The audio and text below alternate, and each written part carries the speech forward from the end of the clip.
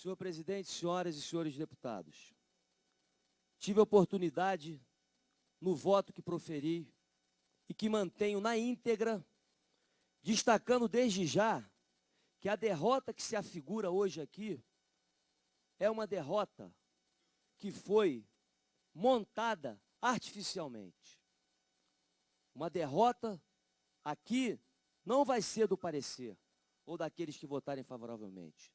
Vai ser a derrota do povo brasileiro, que quer uma política limpa, uma política honesta, uma política correta, que repudia que deputados eleitos livremente pelo voto se submetam às manobras de oferecimento de emendas parlamentares e distribuição de cargos para proferir os votos. O que foi feito aqui na Comissão de Constituição e Justiça, tirando deputados como Espiridião Amin e outros tantos valorosos deputados, vai fazer com que esse resultado artificial aqui possa aparecer uma derrota ao parecer, mas não vai, porque aqui é apenas o começo da discussão da matéria. No plenário da Casa, que é soberano, aqueles que foram retirados à força aqui poderão exercer o direito de voto. E mais do que isso, ninguém vai poder se esconder. Eu já passei por isso aqui, presidente. Quando fui relator da cassação do deputado Natan Donadon,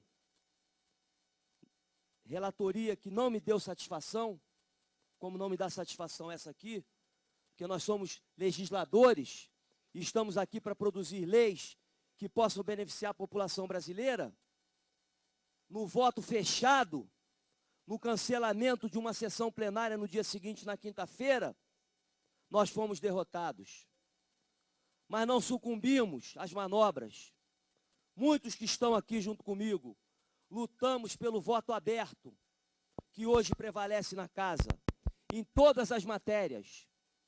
E, em decorrência disso, foi instaurado um processo na Comissão de Ética e Disciplina, e depois do voto aberto, ninguém pôde correr.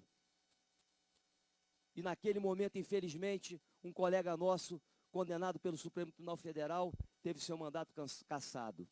Então, não é a primeira vez que eu passo aqui o dissabor de ver uma comissão tão importante como a Comissão de Constituição e Justiça, sob a presidência desse valoroso, desse grande advogado, desse grande democrata, o presidente Rodrigo Pacheco, ter a sua autonomia, a sua independência,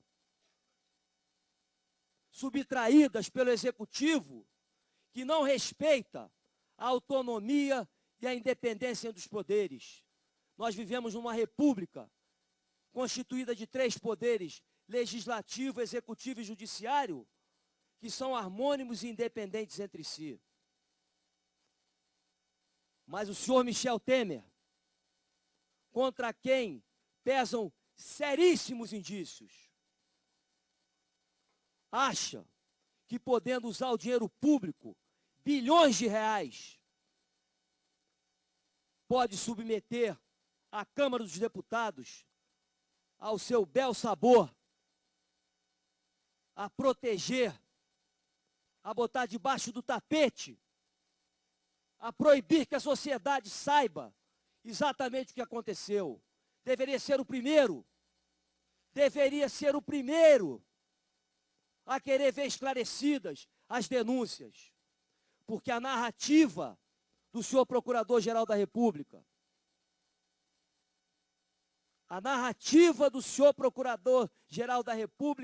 é fortíssima. Os indícios são fortíssimos. O presidente recebeu fora do horário, no Palácio do Jaburu,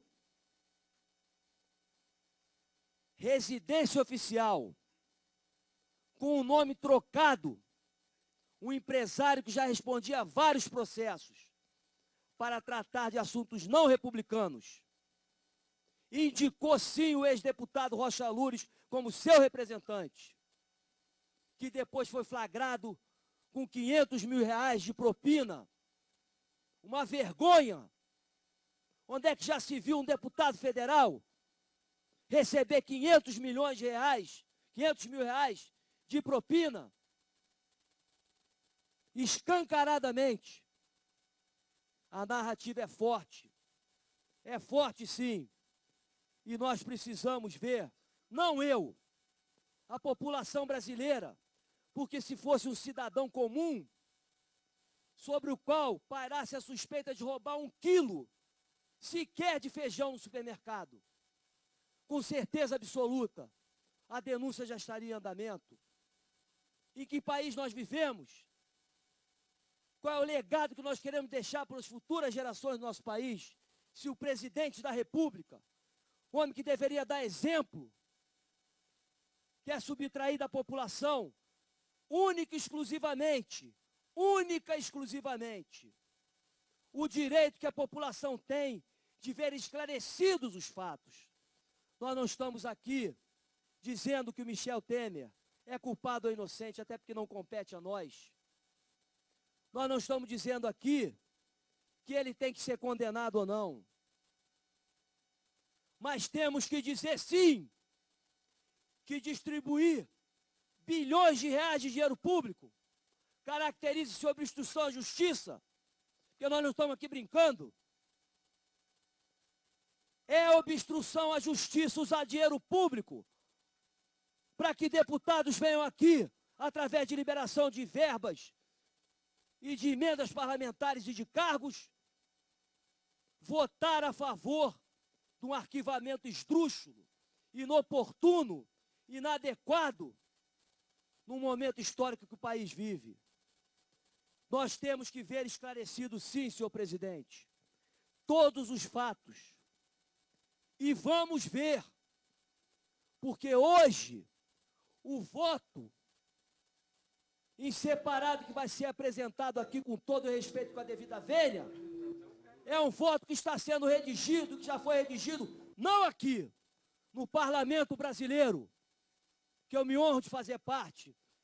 Ele é originário do Palácio do Planalto, do Executivo.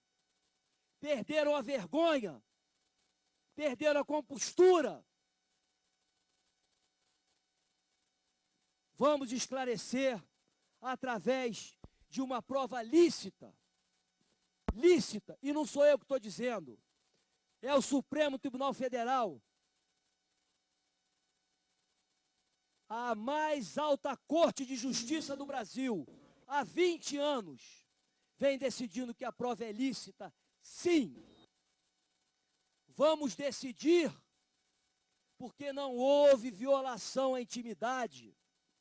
Violação à intimidade, segundo a doutrina, a jurisprudência, é quando um cidadão, e eu dei o exemplo, se o Michel Temer tivesse recebido na casa particular dele, um amigo seu lá, de onde ele nasceu, para tratar de um assunto particular, aí sim, se trataria, meu querido presidente Vadir Amus,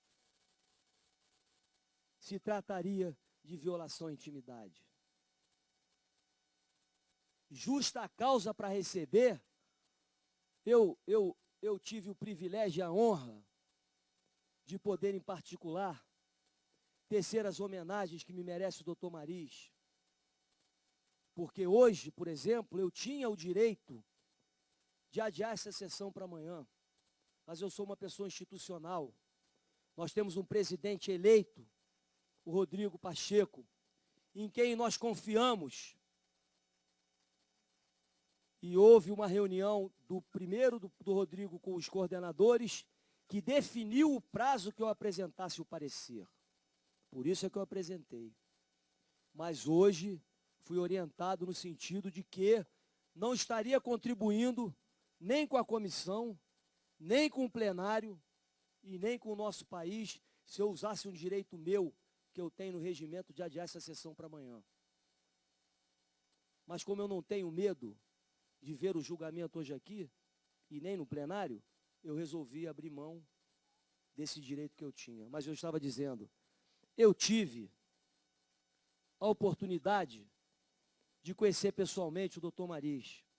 e como uma pessoa institucional que sou, 2 vezes presidente da Ordem dos Advogados do Brasil no Estado do Rio de Janeiro, secretário-geral do Conselho Federal da OAB, cargo que também ocupou o meu colega Rodrigo, tive a oportunidade de dizer para o doutor Mariz, doutor Mariz, o senhor fica tranquilo aqui, porque aqui vai acontecer tudo, menos uma ofensa ao senhor. Porque qualquer ofensa, qualquer palavra que for dirigida ao senhor, ao seu filho, o Fábio aqui e a sua equipe, eu vou ser o advogado para defender. Porque se eu não defender as instituições a que eu pertenci e os valores que o nosso país tem, como um advogado da estipe do doutor Mariz, e lembro tantos outros, lembro aqui o Raimundo Fauro, enfim. Mas com todo o respeito que Vossa Excelência merece. Não precisa, de forma alguma, nesse momento, ter prova de que o Michel Temer recebeu os 500 mil reais. Não precisa ter a gravação que teve do Loures. É claro, é cristalino. Não deixa margem a mínima dúvida que o Michel Temer, através de uma prova lícita, que o Supremo Tribunal Federal considera, foi flagrado designando Rocha Loures para tratar com os Joesles sobre dinheiro é propina, dinheiro para tratar em órgão público. E se não ficar claro nessa denúncia, vai ficar na próxima, ou na outra. E a nossa luta por um Brasil melhor, por um Brasil digno, por um parlamento que volte a ser respeitado, para que nós, deputados federais e deputadas federais, não sejamos achincalhados na rua, como se todos fôssemos desonestos, não termina aqui hoje, não. Porque, por exemplo, o meu partido, o PMDB, está ameaçando de me expulsar. Se eu soubesse que para entrar no PMDB, eu tivesse que votar, pagando o preço de receber emenda parlamentar ou cargo no governo, eu jamais ingressaria no PMDB.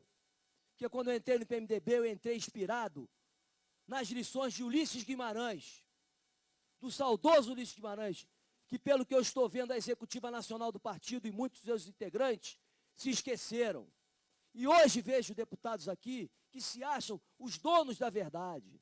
Não, que vai ser isso, que vai ser aquilo, com base em quê? Na liberação das verbas parlamentares e dos cargos. Eu não faço parte disso. Não foi para isso que eu me elegi deputado federal. O deputado falou, não, vai morrer de fome. Não vou morrer de fome, não. Eu estudei, eu sou advogado, eu estou tranquilo. Sem querer misturar as coisas. Vamos lá. E não perder o foco. Mas eu sou um ser humano, né? Então, aproveito para fazer alguns parênteses. Mas vamos lá. O princípio que prevalece, a melhor doutrina e jurisprudência é que, na dúvida, no início, é em prol da sociedade. Na hora do julgamento final não resta dúvida, indúbio pro réu. Mas no início, subtrair da sociedade brasileira o direito de ter a certeza absoluta do que aconteceu durante todo esse episódio que se desdobrou e que a gravação pôde muito bem, prova lícita, mostrar para a população brasileira, é um equívoco com o qual eu não posso absolutamente concordar. Por essas razões, senhor presidente, quero repetir a minha conclusão. Eu tenho convicção e repito, de que o arquivamento sumário das graves acusações feitas pela Procuradoria-Geral da República e das graves revelações feitas no inquérito da Polícia Federal, sem que sejam devidamente aprofundadas, não restabeleceria e não restabelecerá ao governo o vigor necessário para sairmos da crise. Só vai aprofundar a crise. Impedir o avanço das investigações e o seu devido julgamento será ampliar perigosamente o abismo entre a sociedade e as instituições que a representam. Recomendo aos colegas desta egrégia comissão, como vou recomendar no plenário, porque se o meu voto for vencido aqui, eu vou defender ele no plenário, porque o PMDB pode ter condição de me tirar daqui da comissão, pode ter condição de me tirar daqui, mas nenhum dos deputados e deputadas aqui tem o direito de me tirar de eu no plenário defender o meu voto. Eu vou defender o meu voto até o final julgamento do plenário da casa. Não desanimem, vamos continuar a luta, porque, na verdade, o que nós temos é um pleno funcionamento dos mecanismos que a Constituição Federal prevê para uma crise como essa. Todos os requisitos formais e legais exigidos para o deferimento foram atendidos. A oportunidade para que se exerçam os direitos fundamentais do contraditório e da ampla defesa estará assegurada no efetivo julgamento da denúncia pelo Supremo Tribunal Federal. E mais, não há absolutamente nenhum perigo para o Estado Democrático de Direito. É óbvio que um cidadão comum contra quem se oferece uma denúncia, a consequência natural é ele virar réu e poder exercer o direito ao contraditório e ampla defesa. No caso do presidente da República, não. Reconheço que há uma questão que diz respeito também à instituição Presidência da República, por conta do afastamento. Por isso que fiz um rigoroso estudo que me levou à conclusão que existem indícios, sim. Agora, não fui eu que coloquei na Constituição da República, nem que a Câmara tinha que autorizar, e muito menos fui eu que coloquei na Constituição da República meu queridíssimo presidente Rodrigo Pacheco, ícone da política nacional. Não fui eu que coloquei na Constituição da República a consequência do afastamento por 180 dias. E não é por isso que eu vou me acovardar, botar para debaixo do tapete isso tudo e manchar a imagem mais ainda daqui do nosso parlamento. Foram nossos colegas parlamentares constituintes,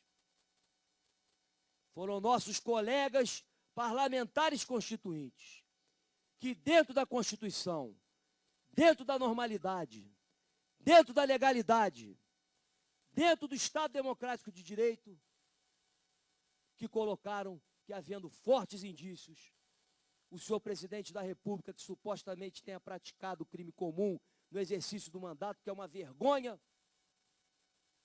como visto, pode eventualmente, se autorizado pela Câmara e acolhida a denúncia pelo Supremo Tribunal Federal, ser afastado.